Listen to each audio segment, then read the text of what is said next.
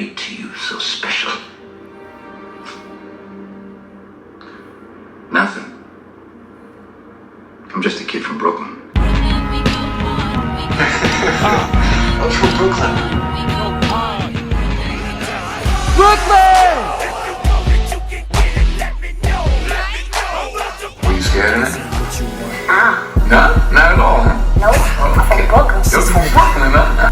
I just wanna rap. Okay guys, Frank Style, just a guy from Brooklyn, coming at you with my newest ranking for the year, and that is the top 10 Shaw Brothers martial arts movies ranked. Growing up in the 70s and 80s in New York, there were certain things you could always count on for the weekend. Saturday morning cartoons, Godzilla movies, and of course, Kung Fu movies. Once you saw those two sweet intros, you knew you were in for a treat.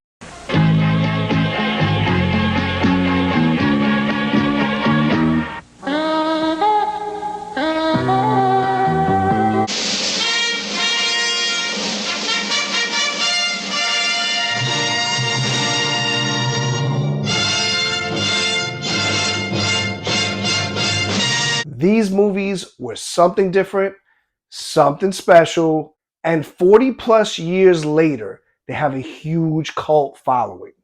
You can't miss them. The fake wigs, the glued on sideburns, and those awful English overdubs. Damn you! Wanna fight, huh? Fight me! Yeah! But all those things gave these movies a lot of charm. Back then, it was about the different styles like dragon, tiger, crane, snake, and so many more. They also showcased fantastic weapons and explored Chinese history. In the 90s, these movies were given a rebirth by transcending into hip-hop culture for a time. Have you forgotten? I'll tap your jaw. I also kick like Kung Fu flicks by Run Short. And now they're getting another boost by being restored and re-released on hard media. Also, be on the lookout as this video has an upcoming sister video with my top 10 American martial arts movies. As always, I don't want to waste too much time, so let's get through my rules and we can get to it. Rule number 1, spoilers. I'm going to give a medium spoiler warning as these movies are pretty predictable. You don't have to worry too much about anything being spoiled. Rule number 2, as always, this is a favorites list, not a best list. So the best way you can come back at me is to give me your list in the comments section. Coming in at number 10 is Shaolin and Wu Tang. Came out in 1983, also known as Shaolin versus Wu Tang. Apparently there was some sort of big dust-up between Shaolin monks and Wu Tang swordsmen back in the day, as is shown in the opening credits. Things don't get any better as there's a sinister plot not only to steal their techniques, but also to turn them against each other. Gordian Liu, famously known as Master Killer, and I'll probably be calling him that throughout this ranking. He would have a long career with Shaw Brothers, usually playing a Shaolin monk. I can only guess that this is the movie that inspired the Wu-Tang Clan rap group to take the name as an homage. There's not much new here on the Shaolin side, as it's been done bigger and better, but the Wu-Tang stuff is interesting and entertaining. The final fight is interesting in the way it ends, where the two fighters realize they have more in common than what is different about them. Coming in at number 9 is Return to the 36th Chamber, came out in 1980. This direct sequel is much more kung fu comedy, with Master Killer playing a new character who uses his acting talents to impersonate a Shaolin monk in order to help his friends who work at a dye factory. But he's quickly exposed by the company's leader, and they're all severely punished for the deception. So he journeys to Shaolin Temple to learn Kung Fu for real and get justice for his friends. He meets the head monk, Sante, of the 36 Chamber, who was actually played by Master Killer in the first movie, and begs him to be trained. Sante agrees to train him if and only if he repairs the entire roof surrounding the 36 Chamber. This is one of those wax on, wax off situations, as while repairing the roof, he mimics the students as they train. After finishing the roof, Sante kicks him out. Furious that he never learned any kung fu, he heads home a total failure. Or is he? We eventually get the dawn of a new style of kung fu. Rooftop kung fu.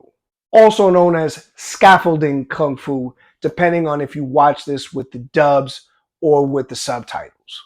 After Master Killer realizes that he's a total badass, he punishes the dye company's bullies and leader with bamboo and ties. While the first movie was a little bit more on the serious side, this one is definitely heavy on the comedy, as I mentioned.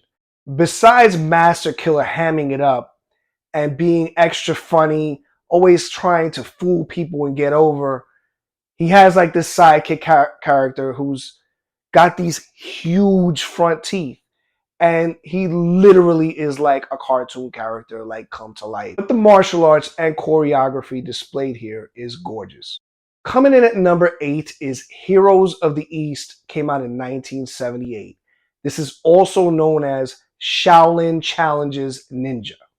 One of the few movies where Master Killer sports a full head of hair and doesn't play a priest.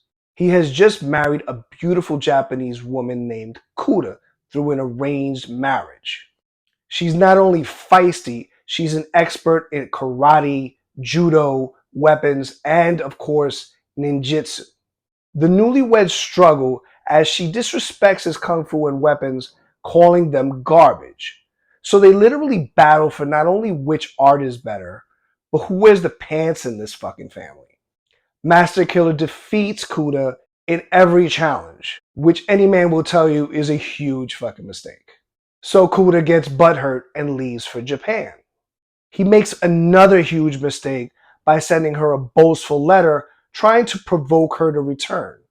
Unfortunately, her sensei takes the letter as a challenge to all of Japan, so he takes his best fighters to China to defeat Master Killer. Realizing that things have gone way too far, Kuda tries to stop the violence, but the best she can do is aid her husband by helping him prepare for each challenge.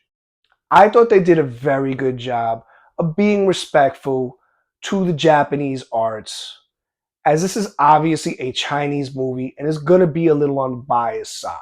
With a lot of help, Master Killer prepares for each fight, and he has to figure out the right techniques, the right weapons to go at these Japanese masters.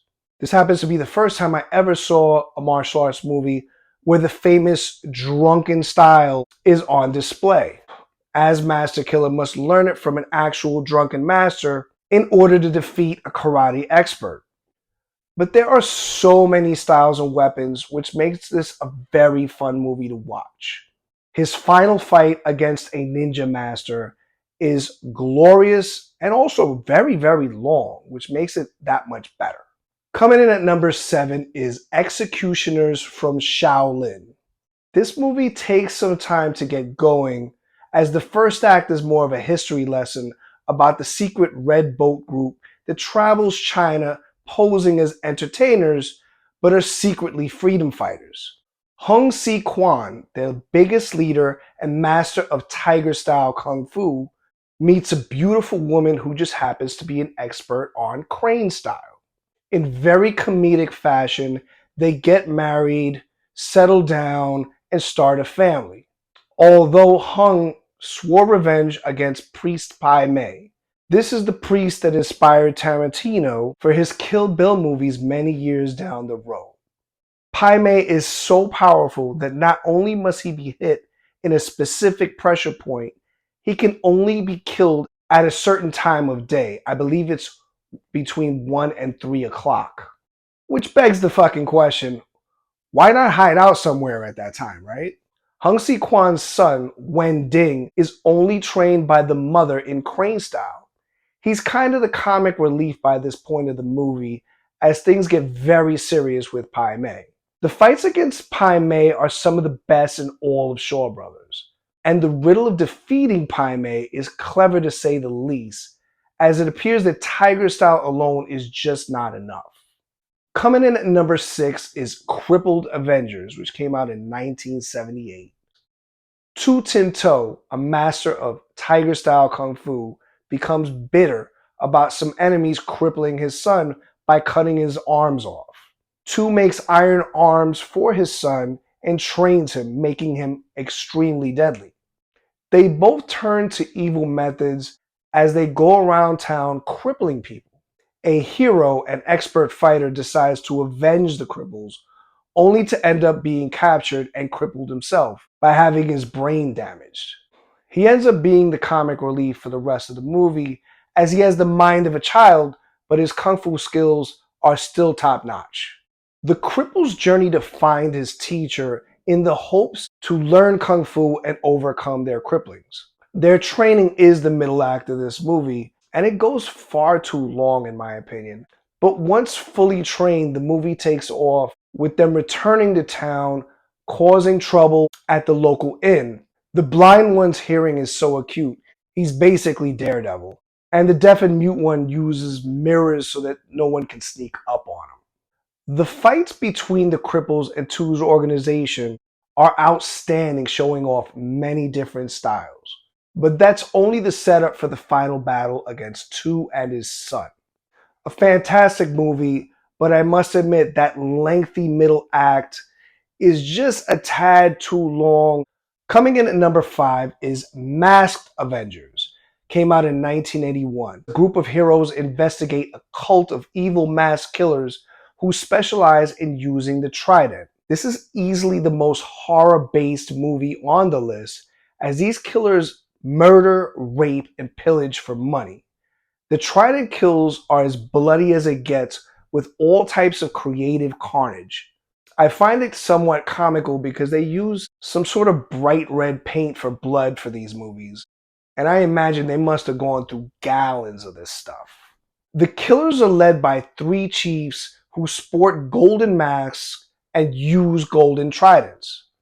The heroes must discover the identity of the chiefs before it's too late, as the killers continue to pick them off one by one in stealthy fashion. The whodunit factor is fun and clever, as you have some usual suspects and a mysterious cook who speaks in riddles. The final battle in the killer's lair is the highlight of the film, with many surprises and dangers. The use of tridents are spectacular, with members exchanging and combining their attacks. Coming in at number 4 is the 36th Chamber of Shaolin. Came out in 1978. This is Master Killer's signature film where he plays the legendary San Te, a rebel who seeks to learn Shaolin martial arts from their temple in order to take revenge for his people. But the movie focuses less about the revenge and more about his training. You follow San Te as he goes from chamber to chamber, facing challenges along the way. You also see a sort of origin story of how he discovers his weapon of choice, the 3-sectional staff. According to Gordian Liu, these exercises were actually used by the Shaolin Temple back in the day. Because of this movie, he was given the name Master Killer, and he would play a monk for the majority of his movies. Coming in at number 3 is The Venging Eagle, came out in 1978. Chi Min Sing, a high-ranking member of the dreaded Eagle clan, defects and is on the run as all its members are sent in waves to kill him. But with the help of a mysterious traveler with a secret of his own, they team up to take down the clan by working their way to its leader, Yu Si Hung. This movie is all about weapons, as each member specializes in a particular one. My favorite being Chi's companion, who uses special wrist blades. Of all the movies on this list, this is the one with one of the better stories, with many character arcs. The battles are fantastic, culminating in the final showdown against the leader who is the ultimate foe. The movie has heart with lessons in morality, redemption, and how even the coldest heart can be touched by kindness. During the journey, Chi Ming Sing tells his new friend about why he left the clan. As they both fight Yu Si Hong in his lair, Yu Si Hong is not exactly someone to be fucked with, as he has his own weapon in these really cool eagle claw like kind of gloves. It's just a special fight with lots of twists and turns. And my runner-up at number 2 is The Five Venoms. Came out in 1978. Also known as Five Deadly Venoms, this centers around 5 pupils of the infamous Poison Clan, a clan where you could learn a special technique in secret by wearing a mask. Number 1, Centipede, where your movements and strikes are so high in speed as if you had 100 limbs. Number 2, Snake, where you move and strike like a snake, one hand being the head and the other being the tail, flexible, agile, and with pinpoint accuracy. Number 3, Scorpion, whose kicks are as deadly as a scorpion's stinger, and hand strikes resemble the scorpion's pincer. Number 4, the Lizard, a fan favorite, which gives you the ability to climb walls in superhuman fashion, which also gives you the high ground over your opponent. And finally, number 5, the Toad, which gives you an iron skin impenetrable to any strike. The skin also enhances your strength, being able to bend solid metal.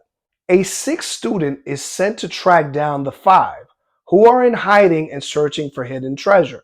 His mission is to aid the good members to bring the evil ones to justice. But there is so much more this film has to offer. There's a kind of mafia type element with the clan corrupting the police and the courts. There's also a horror type element with multiple types of torture being used by the clan. And for you heavy metal fans, they actually use an Iron Maiden. Excellent! The final battle is awesome as it pits the remaining members against each other, showcasing all their skills. And my number 1 Shaw Brothers movie is Clan of the White Lotus. Came out in 1980, also known as Fist of the White Lotus. This revenge story is a loose sequel to the previously mentioned executioners from Shaolin. After Master Killer and his partner, Ah Piao, defeat Priest Pai Mei, the Lotus Chief sets a trap, putting the survivors on the run. After an ambush eliminates most of the rebels, including Ah Piao, Master Killer escapes with Ah Piao's pregnant wife. In hiding, Master Killer embarks on a journey to solve the riddle of how to defeat this superhuman priest who possesses the 100-pace palm strike, can make his body as light as a leaf, and can only be harmed by finding his one vulnerable pressure point. The fights between Master Killer and Lotus Chief are top notch, as there's lots of trial and error. I ain't gonna lie, Master Killer gets his ass whooped multiple times. He begins by combining his tiger style with Ah Piao's crane style, but this only scratches the surface. To be fair, Ah Piao's wife is really the brain here, as she's the one who helps him figure out how to defeat Lotus Chief. Things get very interesting and weird, as at one point, Master Killer even has to learn how to fight like a girl by learning a special woman style of Kung Fu. This also adds some comedy. The fights, choreography, and different styles shown here are really kind of just out of the norm, weird stuff. That's what makes this one so cool. And you go through this journey with him, trying to figure out how to defeat this undefeatable foe. Well, guys, that does it for me. If you've never seen these movies, give it a shot. A lot of these movies are available not only for streaming, but for free. A lot of them I found on YouTube, literally just there for free in HD. I'm sure you can find some others like on, apps like Tubi and the apps that you guys use. From the BK, from the city that never sleeps. Peace.